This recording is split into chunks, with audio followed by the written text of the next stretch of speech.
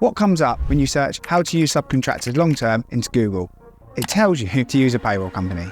That's because the snippet comes from a payroll company's website who wants to charge you and your subbies above and beyond for the pleasure. You do not, and I repeat, do not need to give up managing your payroll to be covered with HMRC. You can do it yourself and remain 110% compliant. In the past 12 months, we've helped 2 clients with their HMRC inquiries, and we're not a payroll company. Both of them successfully won their cases. They manage all of their subcontractors in-house and they use us to ensure they're covered. That's it. One of the check-ins from HMRC was on the surface a general inquiry, but they never are.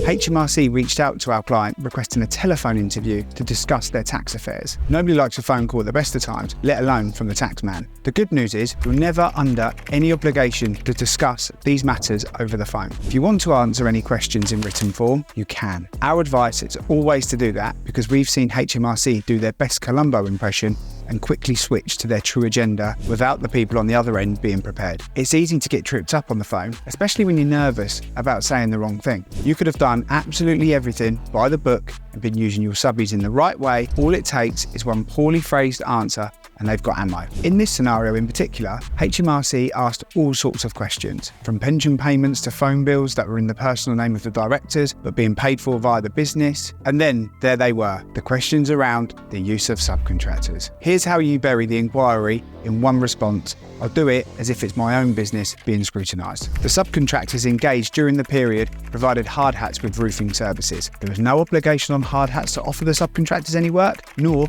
were the subcontractors obligated to accept any work. The subcontractors are not obliged to make their services available at any time. Any rate for the services provided was negotiated and agreed between HardHats and a subcontractor, with this including verbal agreement. Subcontractors are engaged under a contract for services of which legal advice has been sought. HardHats carries out regular due diligence checks with its advisors in respect of the engagement of all of the self-employed subbies engaged by it and are satisfied that the subcontractor's employment status has been assessed correctly. It is widely known that HMRC's CES tool provides inconsistent and unreliable results and therefore has not been used. The follow-up questions then from HMRC were only interested in mobile phone bills and pension payments. I'd call that a success.